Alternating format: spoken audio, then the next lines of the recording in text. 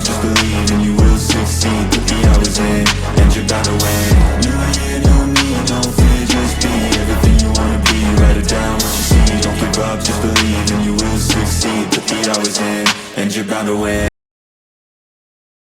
Welcome back, fellow warriors, to the stage of history. My name is Cosmo Jazz, and we are back with the goated channel that is The Rubber.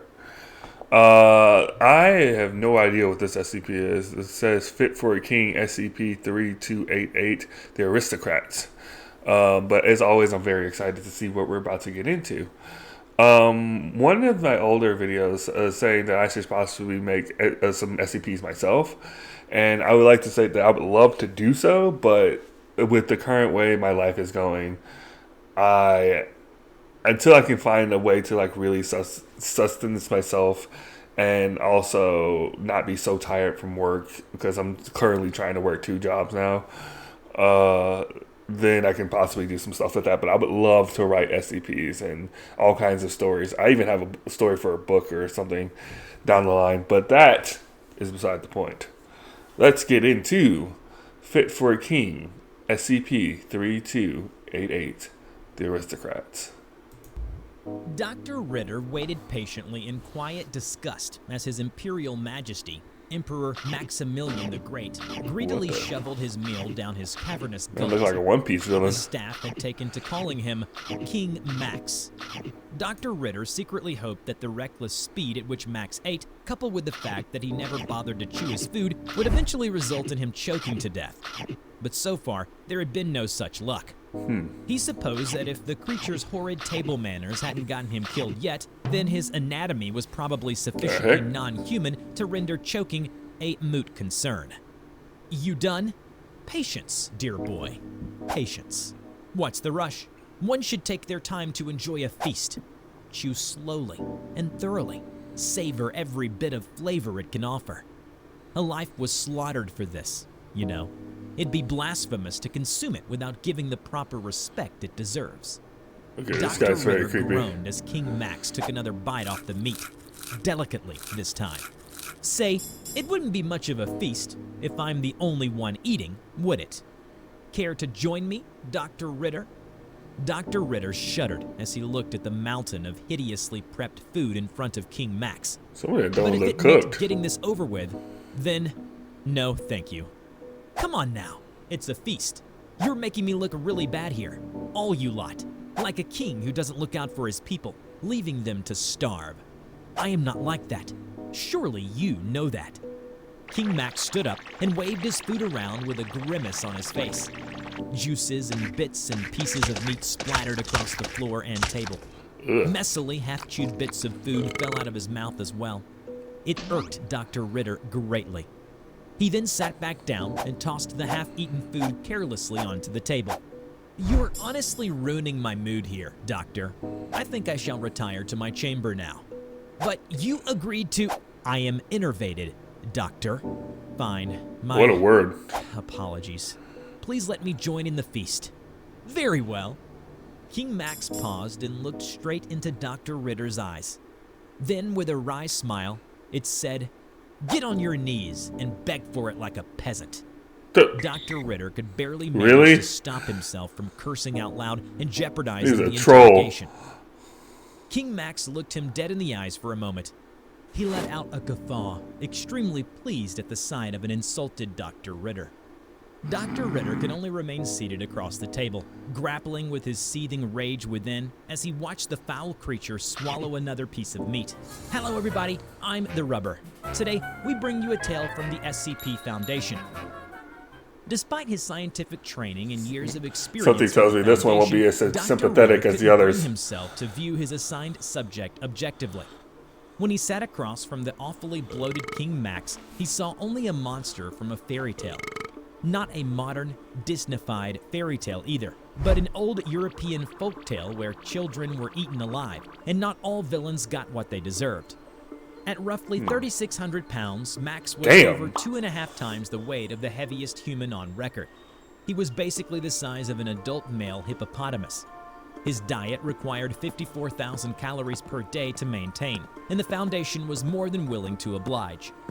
Max likely knew the locations of other SCP-3288 hives, which the Foundation desperately needed to prevent his kin from eventually overrunning the planet. Torture had proven ineffective, so they decided it would be best to try a more hospitable approach by providing their royal guests with any and all reasonable requests. They had dressed him in a modified caparison originally meant for a horse. It was not for his Imperial Majesty's dignity, but more for the comfort of the staff. They let him keep his crown since they couldn't safely remove it from the carbuncular outgrowths holding it in place without surgery. They even gave him a throne by putting his immobile body over a hole in the floor connected to his personal septic tank. This too was more out of necessity than courtesy, as both the volume and intensity of the king's imperial stool was beyond any ordinary plumbing. Food, however, was always King Max's most pertinent demand. Despite his pretensions of nobility, he was not a very picky eater. The bulk of his diet consists of rice, oats, and pasta, supplemented by stale cafeteria leftovers. With a robust immune system and stomach acid as strong as a crocodile's, there was very little the corpulent king could not stomach. And stomach he did. 70 pounds of it a day, enough to feed some people for a month. Though most of his fare was either cheap or rotten, His Majesty did have one particular addiction: no exceptions.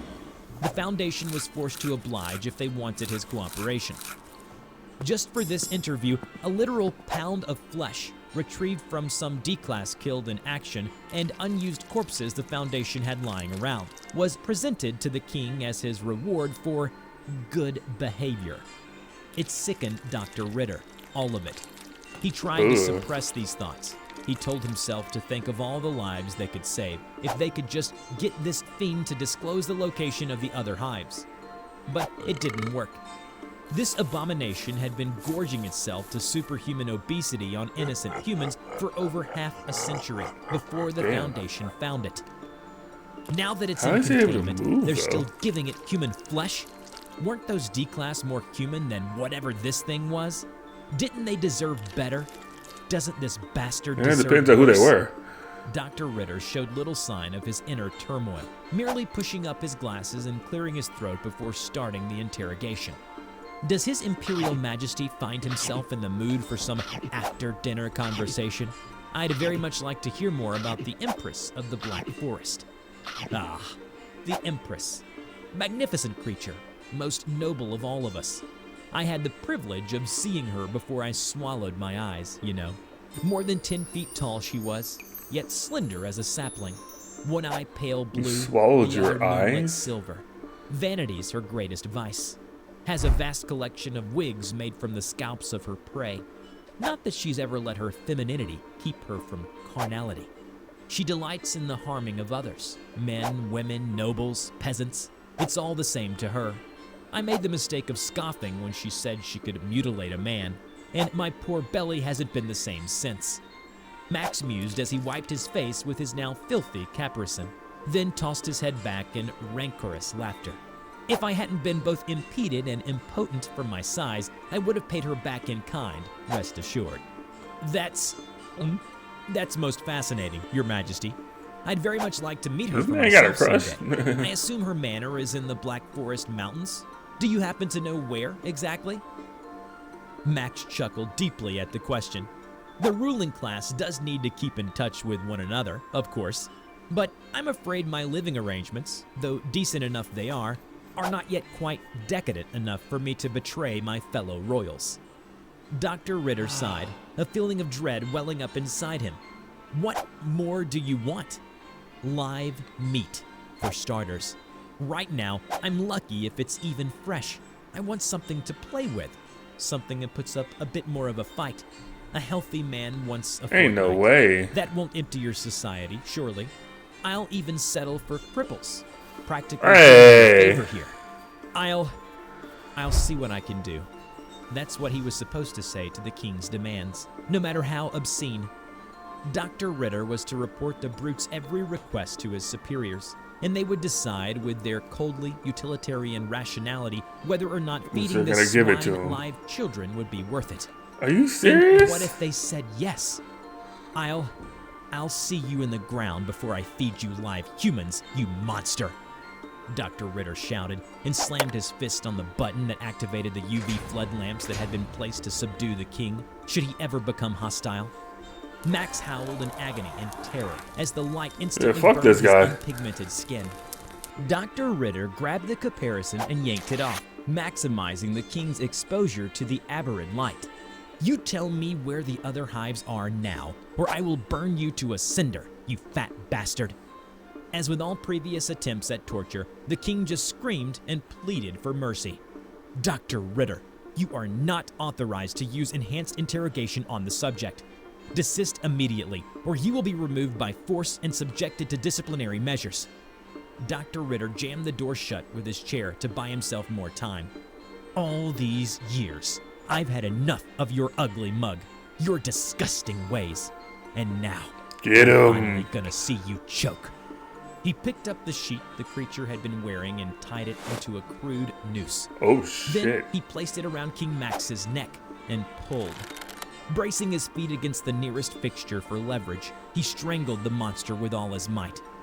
Max gargled as he suffocated. He clawed at the noose with his stubby fingers, but couldn't get a grip. When the door slammed open, the guards tackled and subdued Dr. Ritter. He knew it hadn't been long enough for Max to suffocate.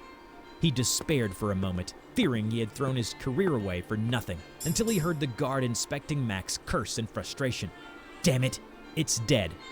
A wave of Hey. relief washed over Dr. Ritter. Even though I know Even as he was they need to dragged from find the the other cell in ones, handcuffs, but a victorious that guy. grin spread across his face. Dr. Ritter, you have been brought before this disciplinary committee for the unauthorized termination of SCP-3288-Alpha. Due to SCP-3288-Alpha's authority and status among SCP-3288, it's likely your actions have cost the Foundation a rare and possibly unique source of strategic intelligence regarding a potential SK-level threat to human society. Do you understand these charges? I know exactly what I've done. Dr. Ritter stood proud and tall, without a hint of remorse in his voice as he spoke. Whatever their practical reasons for indulging that beast had been, no more innocent lives would be sacrificed to it any longer. Max, the evil fairy tale villain, was no more, and that made him the hero. I've slayed the Goblin King. Hey, W man's. I can say, man, screw that thing. You're gonna feed it children? Don't you have limits? Like, seriously?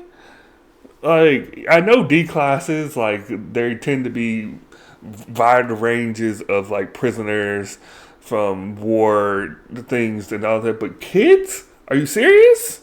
No. That's where you really draw the line for me. Like, no, not the kids. Absolutely not.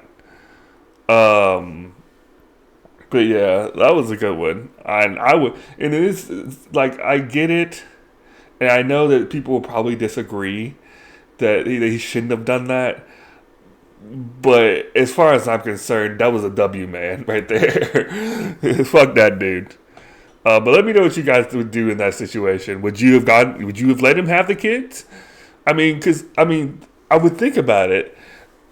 He's not giving you any information. Because you've given him almost everything he's ever wanted, and then the more he keeps asking, the more he's just making a fool of you. It's not like you're getting anywhere. So, would you have given him the kids in the hopes that he finally would talk? Because, like, literally all he's doing is wasting your time, it seems. At least in my opinion. Maybe there's something I missed, but yeah, like, that guy can go. Thank you guys for watching. If you like what you saw, please hit the like button, subscribe, and share. I'm trying to hit the 500 subscribers by the end of the year. And anything that you guys would do to react to the video would help in any way, shape, or form. Minus disliking it. I know which one did that last time. Yeah. And y'all take care, stay safe, and let's keep looking.